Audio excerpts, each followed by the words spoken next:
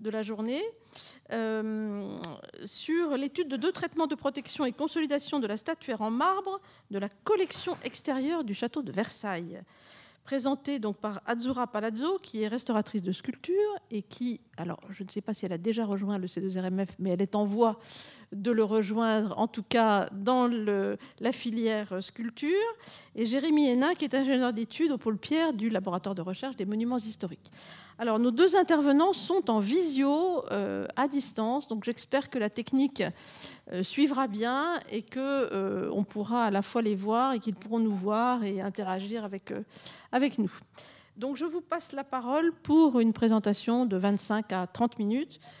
Lorsque vous arriverez à 5 minutes de la fin, je sortirai cet instrument de torture abominable bleu et même rouge de l'autre côté. Et après, on coupe le micro. Merci, c'est à vous. Bonjour. Alors, je confirme, je fais partie de la filière sculpture depuis le 1er septembre. Voilà. Alors, l'étude que nous présentons aujourd'hui porte sur 2 traitements de protection et consolidation de la collection extérieure du château de Versailles. Avant de rentrer dans le détail de cette présentation, je tiens d'abord à souligner le caractère pluridisciplinaire de cette étude qui a pu être réalisée grâce à la fructueuse collaboration de ses auteurs appartenant à 3 institutions, le laboratoire de recherche des monuments historiques, le château de Versailles et l'université de Bologne en Italie. Tout d'abord, quelques mots sur la collection extérieure. Il s'agit actuellement de 326 sculptures anciennes, la plupart en marbre de Carrare, et 86 moulages de sculptures anciennes, aujourd'hui abritées dans le château pour des raisons de conservation. Vous avez ici le plan du château et ses jardins, et 2 clichés tirés du répertoire des sculptures de 2014 montrant leur localisation, principalement dans ce qu'on appelle, entre guillemets, le petit parc, environ 200 hectares en proximité du château, et minoritairement dans le domaine de Trianon. Le suivi sanitaire de la collection est confié à une équipe de 7 restaurateurs de sculptures diplômés, dont le mandataire est Olivier Roland. Sous la direction des conservateurs responsables des sculptures Alexandre Maral et Lionel Arsac, et en binôme avec les restaurateurs de l'atelier des sculptures du château Sébastien Forst et Claudia Rubino, l'équipe est chargée du suivi sanitaire et de l'entretien de la collection depuis les années 2000. Depuis désormais une vingtaine d'années, l'équipe fait régulièrement le tour du parc, 12 km à pied, muni d'un appareil photo et d'une tablette numérique afin de constituer un dossier de suivi sanitaire pour chacune des... On vous entend à nouveau, alors on vous a perdu complètement à partir de la fin de la diapositive précédente. À ce moment-là. Mais peut-être enchaîner là, peut-être maintenant sur... D'accord. Voilà, on était à l'équipe qui faisait 12 km par jour autour du parc. Je pense qu'après, on vous a perdu. D'accord. Au fil des années, nous avons appris notamment que l'un des processus d'altération majeure de la collection est l'érosion saccharoïde. Il s'agit d'un stade d'érosion par la pluie très avancé, dans lequel les grains de marbre se dissolvent et se détachent les uns les autres. Les macrophotographies du point du jour nous montrent ici une évolution souvent rapide d'une année sur l'autre. Les flèches vertes indiquent les grains de marbre disparus et en rouge leur emplacement. La dégradation saccharoïde affecte le marbre bien plus profondément que l'érosion. Cette altération est heureusement plus rare et concerne les marbres plus exposés à l'eau en présence de sel soluble, comme c'était le cas des nymphes des bains d'Apollon. De ce fait, une campagne de mise à l'abri a été lancée depuis une dizaine d'années. On va reprendre donc le fil de notre présentation de l'après-midi. Si on peut se reconnecter avec la présentation de Versailles. Oui, voilà Azzurra Palazzo et M. Hénin. Donc, allez-y. Bon, alors, croisons les doigts très très fort pour que la connexion soit stable. Du coup, c'est nous qui partageons l'écran. Est-ce qu'on peut passer le PowerPoint ? Qu'est-ce qu'on propose ? On va essayer. Ah voilà. Vous en étiez là. Ah, c'est bon. Demain, ça a interrompu. Ouais. Très bien. Ah, mais nous, il faut qu'on suit aussi. Donc, Ouais, très bien. d'accord. Alors, Passe à la diapo suivante, peut-être. on était donc la suivante. Vous voulez qu'on reprenne de là? Reprenez-la, reprenez-la. Vous étiez à la désagrégation saccharoïde. D'accord, Très bien. Et vous étiez passé un tout petit peu au-delà, mais pas beaucoup. d'accord. La désagrégation saccharoïde affecte le marbre bien plus profondément que l'érosion.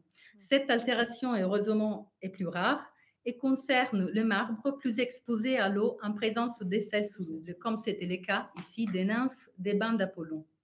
De ce fait, une campagne de mise à l'abri a été lancée depuis une dizaine d'années. Aujourd'hui, 86 sculptures anciennes ont été remplacées par des moulages. Suivant. Pour les œuvres non concernées par cette campagne, nous avons adopté depuis plusieurs années des traitements de protection superficielle réversibles. Presque tous les bustes des jardins de Versailles sont aujourd'hui protégés par un badigeon. Il s'agit de 8 bustes du bosquet de la salle des Marronniers et 24 bustes de l'amphithéâtre de Trianon. Patrick Jallet, restaurateur des sculptures, membre de l'équipe de suivi, a mis à point cette recette des badigeons qu'on appelle sacrificiels, composés de poudre de marbre, chaux aérienne et une solution de cica latex, un agent d'accrochage. Au fil des années, nous avons perfectionné la recette et ajusté les proportions de ses composants.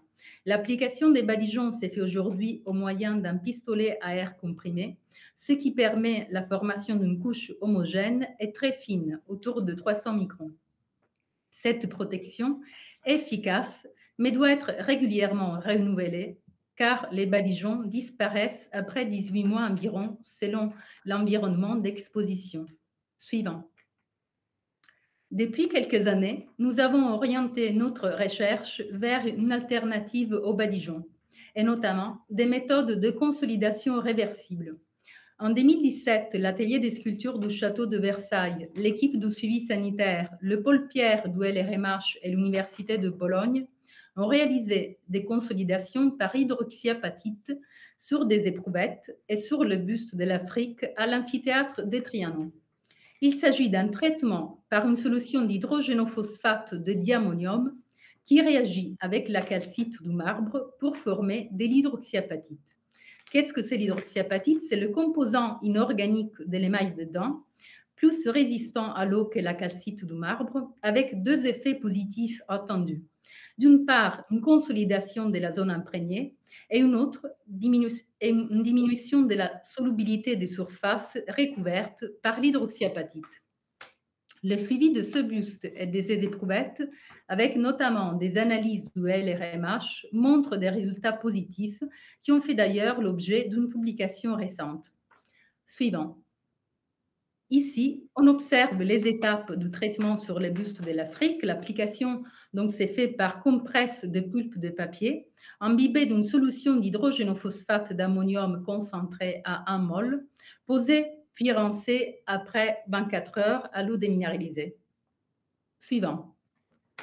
Parallèlement, nous avons testé les traitements sur 14 éprouvettes. Essentiellement, il s'agit de recettes à base de diammonium phosphate pour comparer différentes concentrations du traitement. 2 échantillons non traités ont servi de référence avant traitement. Et une fois traités, donc les échantillons ont été exposés ici au vieillissement naturel dans le parc du château pendant 3 ans. Cela nous a permis de comparer les différents traitements dans le temps. Et je passe maintenant la parole à Jérémy Hénin pour exposer la...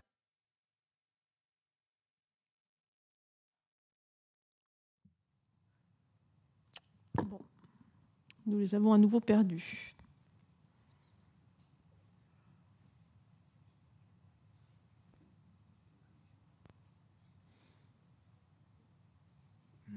Nous sommes toujours là. Ah, vous êtes toujours là. Et on vous Oui. Ah. Alors reprenez. Il y a eu un grand blanc. Ah bah, diapositive suivante, normalement. Voilà. Donc, pour ce qui est de la méthodologie appliquée à ce buste et aux éprouvettes de marbre, il s'agit de mesures physiques que l'on va répéter pendant les 3 années de l'étude pour comparer l'évolution de ces mesures. Donc, il s'agit de mesures que je vais détailler par la suite, en fait. Et je vais vous présenter les résultats dans la foulée. Donc, diapositive suivante. Donc, la première méthode, c'est la colorimétrie. Donc, on va utiliser un colorimètre Chromameter CR410 qui a une ouverture circulaire de 5 centimètres de diamètre. Il utilise le référentiel CLAB, où on voit la représentation en 3D en dessous, où chaque paramètre correspond à une variation de la couleur entre le noir et le blanc pour le paramètre L, entre le vert et le rouge pour le paramètre A, et entre le bleu et le jaune pour le paramètre B. Ça nous permet d'avoir une mesure scientifique de la couleur sans subjectivité. Ensuite, diapo suivante. Pour la mesure de vitesse du son, on va utiliser un outil du CEBTP, l'AU2000, qui va émettre une onde ultrason à 60 kHz avec une résolution en temps de 0,1 microseconde. La vitesse du son est déduite par le rapport entre la distance parcourue et le temps de parcours que nous donne la machine. La distance est mesurée en direct sur les échantillons. La mesure de vitesse du son traduit la compacité du matériau, puisque plus le matériau est compact, plus le son va traverser le matériau rapidement. Diapo suivante. On va appliquer le test d'absorption d'eau à l'éponge grâce au Sponge Test Kit, élaboré en 2008 par Van der Voorde et Hall. Il s'agit d'un kit normé, composé d'une éponge. Donc, on voit sur la photo, c'est le disque rose, qui est avec un socle en plastique et un couvercle en plastique. Le tout toujours la même taille et du même poids. On va imbiber l'éponge de 5 ml d'eau qu'on va appliquer pendant 120 secondes. On va peser le système avant application et après application sur le buste. La différence de masse appliquée à une formule spécifique va nous donner le coefficient d'absorption d'eau, qui est une donnée fiable et reproductible, très bien normée. La seule difficulté, c'est d'appliquer parfaitement sur une surface plane l'éponge. Diapositive suivante. On va utiliser la spectrométrie infrarouge à transformer de Fourier uniquement sur les éprouvettes. Donc, c'est une méthode qui permet, par l'interaction faisceau-matière, d'obtenir et d'identifier des molécules présentes à la surface des matériaux. Il faut pour ça éclairer le matériau avec un faisceau infrarouge, ici qui va de 375 à 7500 cm². L'appareil moyenne 180 scans sur les 4 cm² de sa fenêtre, que l'on voit au milieu de l'appareil en façade, en noir. Donc, on l'a fait que sur des éprouvettes parce que cela nécessitait une très grande stabilité et un parfait contact. Donc, on a ici à droite un exemple du signal obtenu sur une éprouvette non traitée, où on voit les deux pics à la fin, les pics de la fin qui correspondent aux pics théoriques de la calcite. Donc, les trois graphiques du dessous, c'est des références obtenues grâce à nos collègues de l'Université de Bologne, où il y a notamment le diamonone-phosphate et l'hydroxyapatite qui sont représentés. Donc, on s'attend à ce qu'on voit apparaître ces pics sur nos graphiques. Diapo suivante. Donc, tout de suite les résultats donc, de la colorimétrie. À gauche, le résultat du buste, donc une photo avant traitement et une photo 3 ans après le traitement. Donc, on voit qu'on n'a pas de changement visible de couleur sur le buste. A contrario, sur les éprouvettes, la même chose. À l'origine, elles étaient un peu brunes. 3 ans après, elles sont devenues toutes blanches. Alors, ce que l'on voit surtout, c'est que ce soit les éprouvettes non traitées ou les éprouvettes traitées, elles ont subi le même changement chromatique. Donc, il est fort à parier que c'est un effet du vieillissement naturel à l'air libre, en sachant que la dalle de pierre sur laquelle ont été découpées les 16 éprouvettes était à l'intérieur dans un atelier avant d'être exposée au gré des vents et des pluies pendant 3 ans. Donc, on suppose que le changement de couleur est dû vraisemblablement au vieillissement naturel et non au traitement, puisqu'il n'y a pas de différence entre éprouvettes non traitées et éprouvettes traitées. Diapositive suivante. Ici, je vous montre les résultats de vitesse de mesure du son sur les éprouvettes, où on voit les différents mélanges que l'on a testés. Encadré en noir, on a le mélange testé.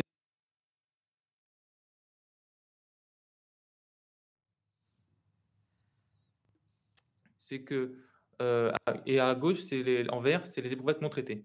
Donc ce qu'on voit, c'est que Répétez ce que vous avez dit avant le vert, parce qu'on vous a perdu. Avant le vert, Avant de parler du vert, vous avez parlé du noir, et le noir, on n'a pas compris ce que c'était. En noir, c'est le traitement qu'on a appliqué sur le buste. C'est le mélange qu'on a appliqué sur le buste. D'accord. Merci. Dosé à 1 mol de DAP. Donc ce qu'on voit sur tous les échantillons, c'est que d'une année sur l'autre, la vitesse du son décroît.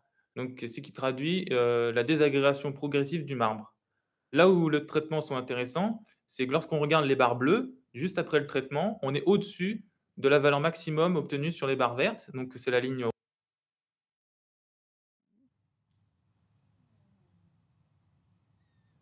de la vitesse du son qui traduit une augmentation de la compacité et donc un Vous pouvez remplissage de la vous pouvez nous redire ce que sont les barres vertes Les barres vertes, c'est ce qui correspond aux 2 éprouvettes non traitées. non traitées? D'accord. Voilà. Et donc on voit que, tout de suite après le traitement, on est au-dessus de ces barres vertes, donc c'est les barres bleues et petit à petit, donc une année sur l'autre, la décroissance, progressive, se fait. Mais pour, un certain nombre de mélanges, on reste au-dessus de la barre horizontale rose. Donc on a, un niveau qui reste celui du marbre sain d'origine. Il s'agit notamment des mélanges, avec 1 mol de DAP et du mélange avec, testé avec 3 mols de DAP. Malgré cette décroissance, ce qu'on remarque sur les barres oranges, c'est qu'après 3 ans, toutes les barres sont au-dessus des barres vertes. Donc, malgré que, certains mélanges sont moins efficaces, ils restent quand même mieux efficaces que s'il y avait pas eu de traitement. Un autre point intéressant à voir, c'est, les éprouvettes 8A et 8B tout à fait à droite du graphique, qui correspondent, à un traitement à l'oxalate, d'ammonium, qui est un traitement, comparable pour la consolidation des marbres et on voit que les traitements à base d'hydroxyapatite sont équivalents, voire meilleurs que ces traitements. Et un autre paramètre intéressant, c'est que, ouais, à la fin de l'expérience donc, on a encore, pour certains mélanges, des valeurs qui correspondent aux valeurs initiales. Diapositive suivante. Ici, on a les résultats des tests d'absorption d'eau à l'éponge uniquement sur le buste. C'est plus facile à lire. On a exactement, les mêmes caractéristiques sur les éprouvettes. Donc on a le 1, 2, 3, c'est les 3 mesures qu'on a fait sur le buste. Le 4, c'est une mesure qu'on a fait sur le socle qui n'a pas été traitée. Donc ce qu'on voit tout de suite après traitement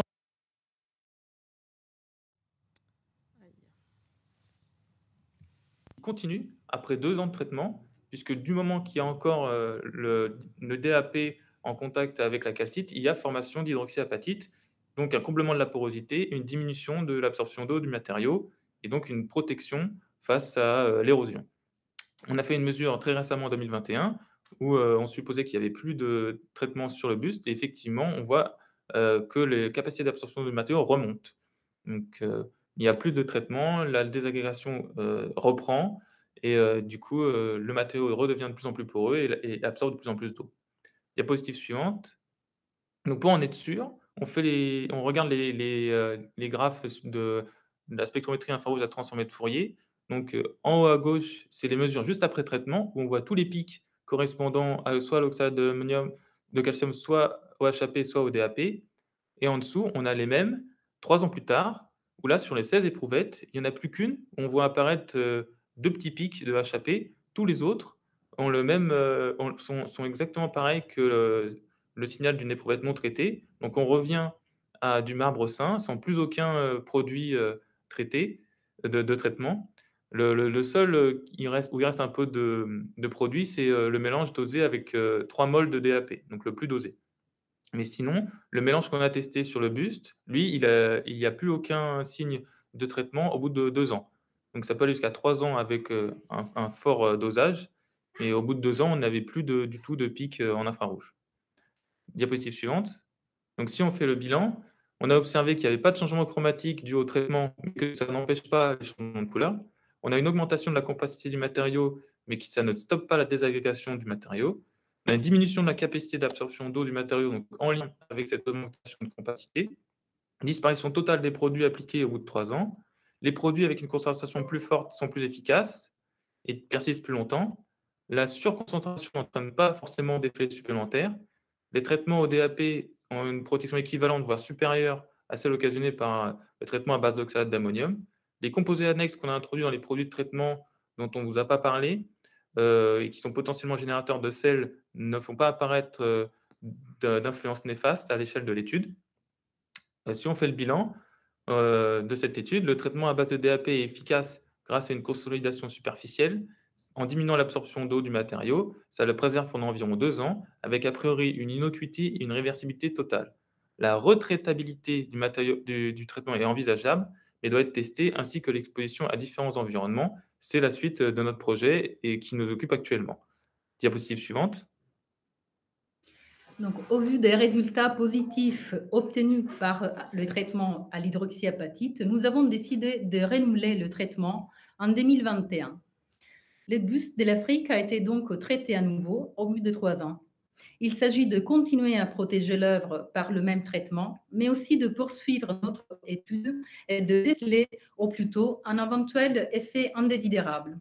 Dans un mot, évaluer donc la retraitabilité de ces traitements de consolidation. Suivante. Nous avons décidé parallèlement de poursuivre et améliorer le travail sur la protection des marbres par les badigeons.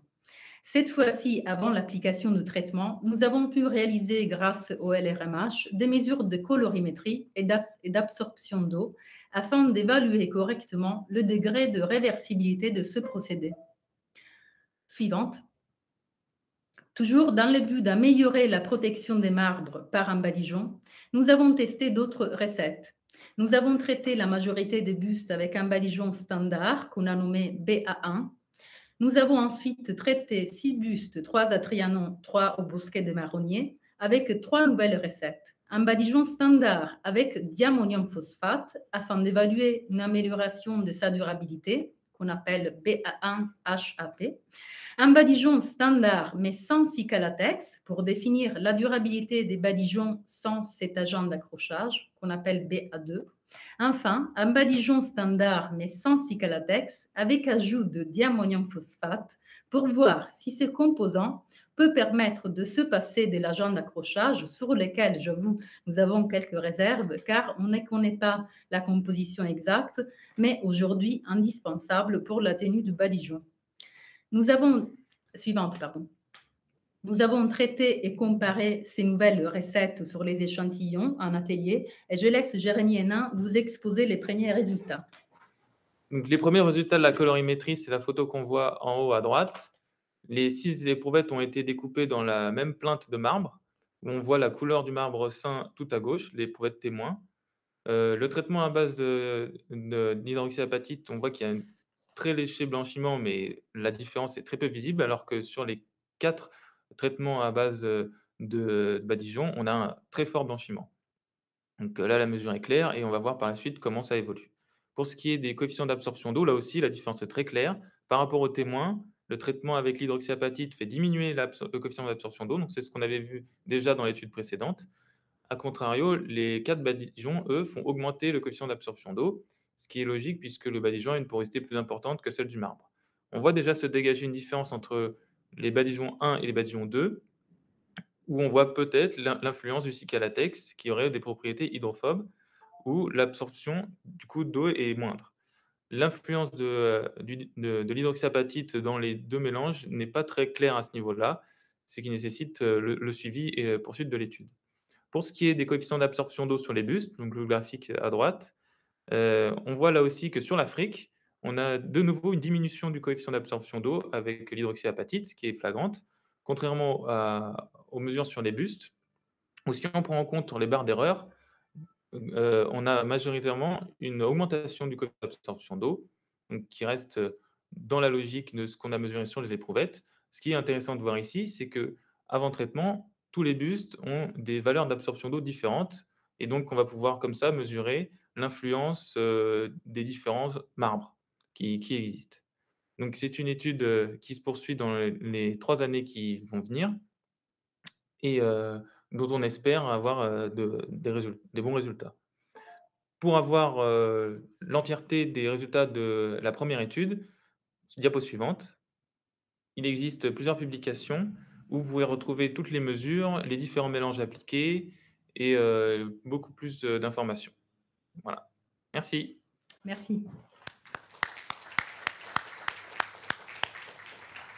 Eh bien, merci beaucoup et désolé de ces interruptions, mais je pense qu'on a réussi à suivre malgré tout à fait bien le fil de votre démonstration et les vertus de l'hydroxyapatite, les marbres de Versailles aussi solides que vos dents. Donc, c'est un procédé qui se rapproche un peu de la scialbatura, de cette technique de scialbatura qu'on observe depuis l'Antiquité, à Rome en particulier, protection par badigeon sacrificiel. Donc, merci beaucoup.